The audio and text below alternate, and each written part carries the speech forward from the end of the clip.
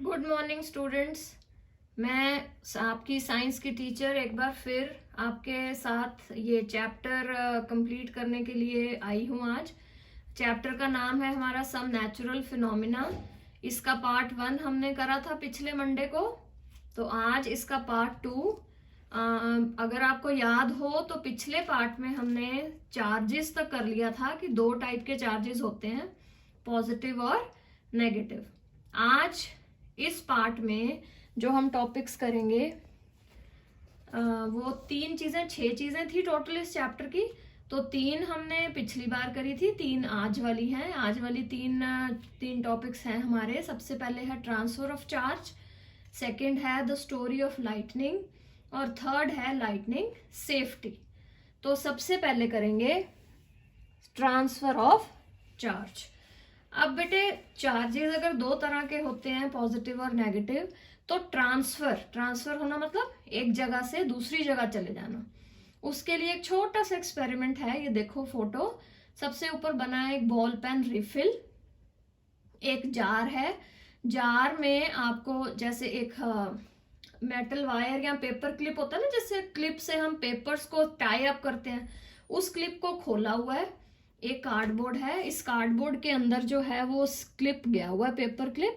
नीचे जार के अंदर 2 एल्यूमिनियम फॉयल स्ट्रिप्स हैं। एल्यूमिनियम की 2 स्ट्रिप्स डाली हुई हैं जो अभी हमें पैरेलल नजर आ रही हैं, एक दूसरे के बिल्कुल पैरेलल।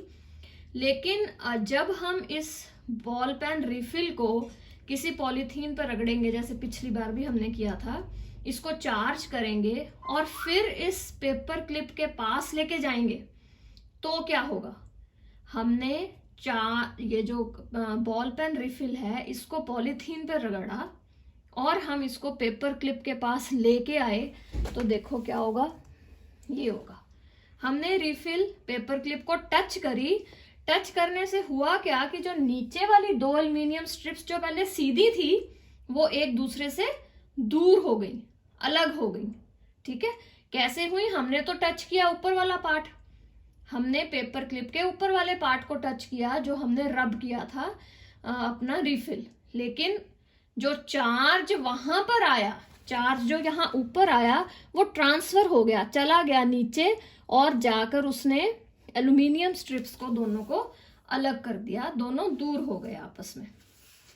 तो such a device that can be used to test whether an object is carrying charge or not is called electroscope.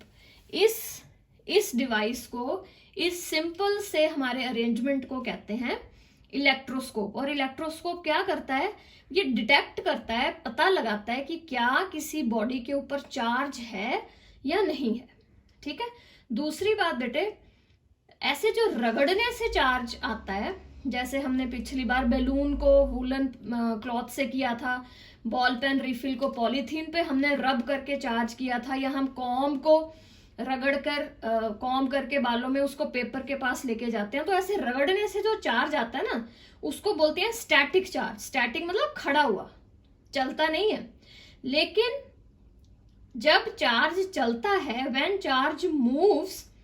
Charges move, तो क्या होता है? They constitute an electric current. वो भी हमने 6th क्लास में वो बल्ब जलाकर किया था। तो वो जिनसे बल्ब जलता है, वो वाला जो इलेक्ट्रिक करंट होता है वो होता है मूवेबल, मूव करता है, ट्रांसफर करता है। अब ऐसे ही चार्ज अगर ट्रांसफर करेगा तो ये बन जाएगा इलेक्ट्रिक करंट। लेकिन जो हम रगड़ने से चार्ज प्रोड्यूस करते हैं वो वाला चार्ज होता है स्टैटिक। अब आपको इलेक्ट्रोस्कोप समझ आ गया? एक ऐसा डिवाइस जिससे हम पता लगा सकते हैं कि कोई बॉडी चार्ज है या नहीं है। ठीक है।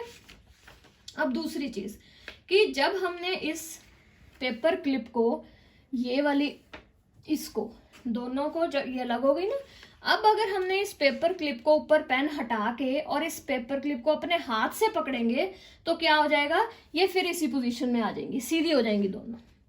जब हमने हाथ लगाया, हम फिर रिफिल को रगड़ेंगे, फिर क्लिप को लगाएंगे, तो फिर ये अलग हो जाएंगी।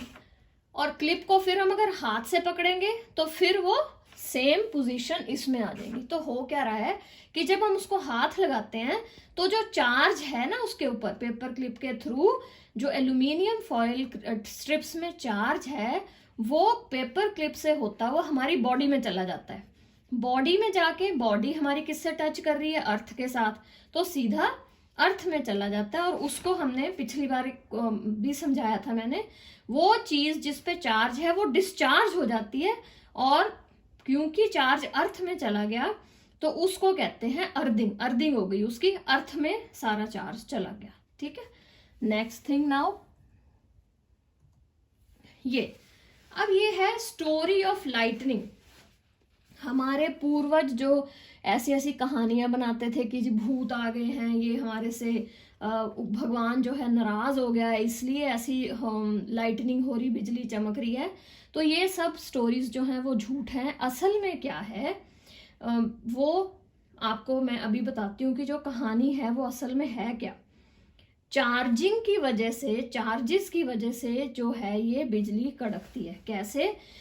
पिछली 7th क्लास में भी आपको कराया था कि जब एक थंडरस्टॉर्म, तूफान शुरू होता है तो होता क्या है, the air currents move upwards while the water droplets move downwards. Air के जो एयर करंट हैं वो ऊपर की तरफ चलना शुरू हो जाता है, और वाटर ड्रॉपलेट्स भारी होने की वजह से पानी की बूंदें वो नीचे आने लग जाती हैं। और होता क्या है, इसकी वजह से चार्जेस जो हैं वो सेपरेट होने लग जाते हैं। पॉजिटिव चार्जेस जो हैं वो ऊपर की तरफ, देख रहे हो आप, पॉजिटिव चार्जेस ऊपर की तरफ इकट्ठे होने लग जाते हैं। Negative charges start accumulating near the lower edges. बादलों के ऊपर वाले हिस्से में पॉजिटिव चार्ज आने लग जाते हैं, नीचे वाले हिस्सों में नेगेटिव चार्जेस आने लग जाते हैं। अब there is also accumulation of positive charges near the ground. अब देखो, ऊपर पॉजिटिव, बीच में नेगेटिव जो एजेस हैं, और ग्राउंड के नजदीक कौन से चार्जेस, पॉजिटिव। तो उल्टा हो गया ना काम, पॉजिटिव नेगेटिव पॉजिटिव। अब होता क्या है, when the magnitude of the accumulated charges increases, जब इनका अमाउंट, जब इनका नंबर बहुत ज्यादा हो जाता है, the air is not able to hold them. जो हवा है वो वैसे तो पुअर कंडक्टर है इलेक्ट्रिसिटी की, लेकिन जब इनका अमाउंट इतना ज्यादा, इतने ज्यादा चार्ज बढ़ जाते हैं क्लाउड्स में जाके, तो होता क्या है, negative and positive charges meet with each other. Negative और पॉजिटिव चार्जेस आपस में मिलते हैं, producing streaks of bright light and sound. फिर उससे क्या होता है, स्ट्रीक्स ऑफ लाइट, तेज लाइट भी होती है और साउंड भी होता है, जिसको हम कहते हैं लाइटनिंग। इस प्रोसेस को कहते हैं लाइटनिंग। अब इससे डरने वाली कोई बात ही नहीं है। क्यों? क्योंकि अगर भी आपको घर पे भी कोई कुछ कहता है कि जी भगवान नाराज हो गया है, इस वजह से ये लाइटनिंग आ रही है और बंदे मर रहे हैं, ऐसे नहीं, कुछ भी नहीं होता है। अब आपने समझाना है कि देखो जी, चार्जेस इकट्ठे हो जाते हैं, पॉजिटिव और नेगेटिव, और जब वो आपस में मिलते हैं तो लाइटनिंग की स्ट्रीक्स और आवाज, साउंड, जिसको हम तूफान कहते हैं और बिजली चमकना, कड़कना बोलते हैं, वो चीज प्रोड्यूस होती है। ठीक है, समझ आ गई। अब देखो, डरने वाली बात तो नहीं है इससे, लेकिन अगर हम प्रिकॉशंस ना लें बेटे, तो ये हमारी प्रॉपर्टी को भी, हमारी जान को भी खतरा इससे पैदा हो सकता है। ठीक है, और इसके फिर हमने कौन कौन से प्रिकॉशंस लेने हैं। देखो, अब जैसे ये हमारा चल रहा है, लॉकडाउन चल रहा है और ये वायरस का हमारा प्रॉब्लम चल रही है, तो हम प्रिकॉशंस ले रहे हैं ना, मास्क पहन रहे हैं, घर से नहीं निकल रहे ज्यादा। तो हर ऐसी तकलीफ का, नेचुरल जो फिनोमेना या ऐसी क्लैमिटीज होती हैं जिनकी वजह से हमें खतरा हो सकता है, हम बचने के लिए उससे क्या करते हैं, कुछ प्रिकॉशंस लेते हैं।